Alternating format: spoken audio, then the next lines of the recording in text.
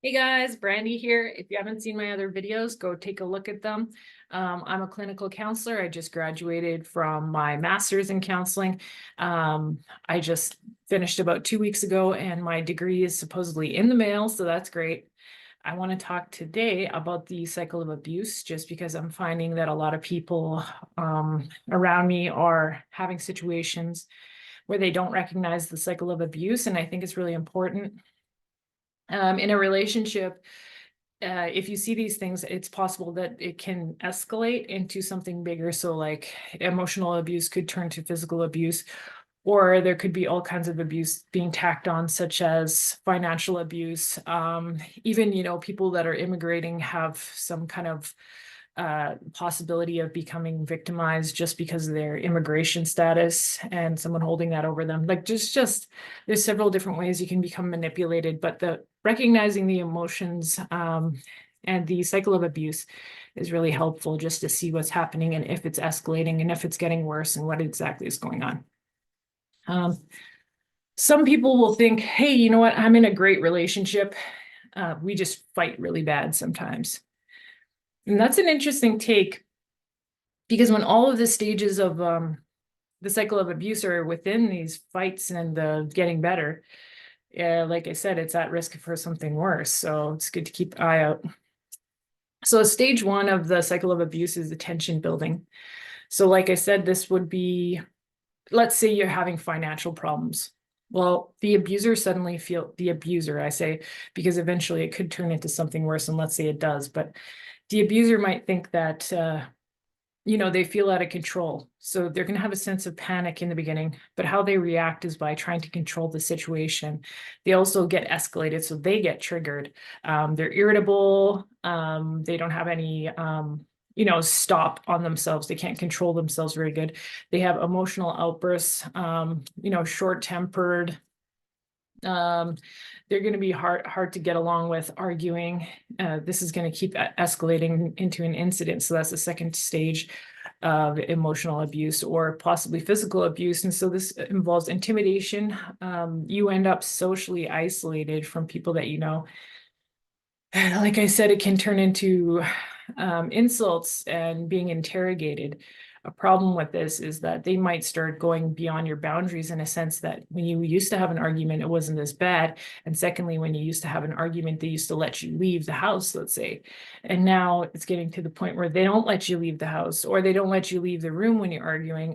They're going to like stand there in your way, interrogating you, accusing you possibly of different things.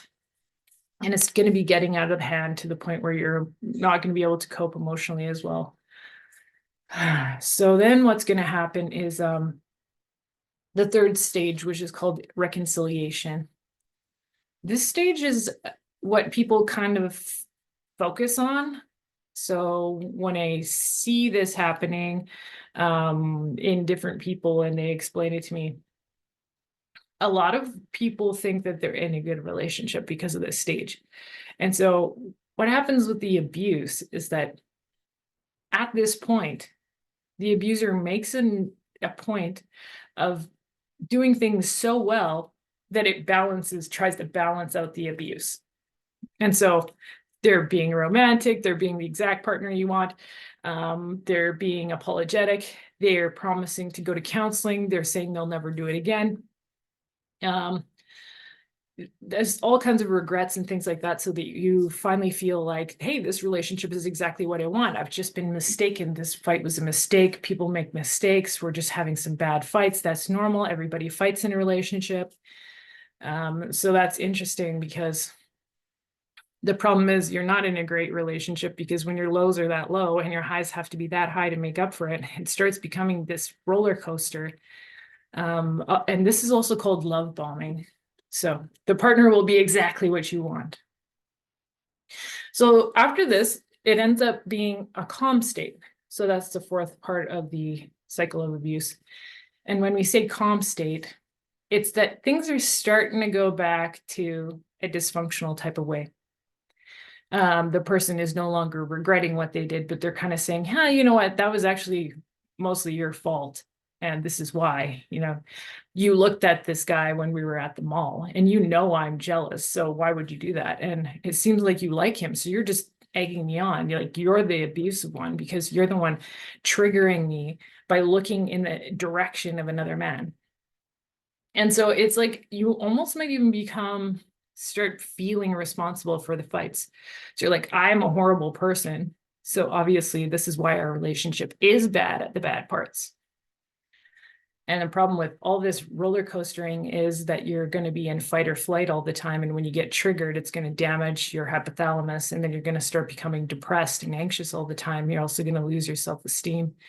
And this person is going to start having power over you. Also, if they start gaslighting you in an emotional abuse fashion, you're no longer going to have confidence in yourself. So the confidence that you did have and sureness of what you think is also going to start eroding. And so anything that they do, you're going to start being like, you know what, maybe this is how it is. This person is claiming that it's my fault.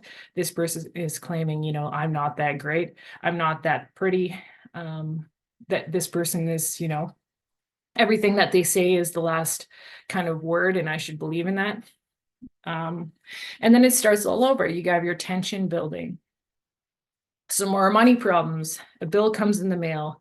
Suddenly they're wanting you to have a joint account. They want you to put your paycheck in there. They want to control the money because it's your problem that your financial situation is out of control.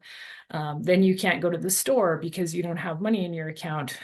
You have to ask for $10 to get something. You have to ask to get gas. You have to ask to pay your phone bill.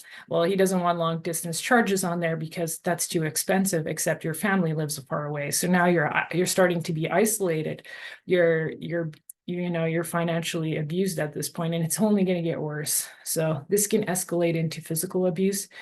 This can escalate into you being, a real shadow of your former self. So I just wanted to tell everyone that and kind of give you a little bit of a tip of how it might go and what to look out for, and that maybe you're not in a great relationship with bad fights. You might be in a bad relationship that's about to get much worse. So keep an eye out and let me know how you think. All right, peace.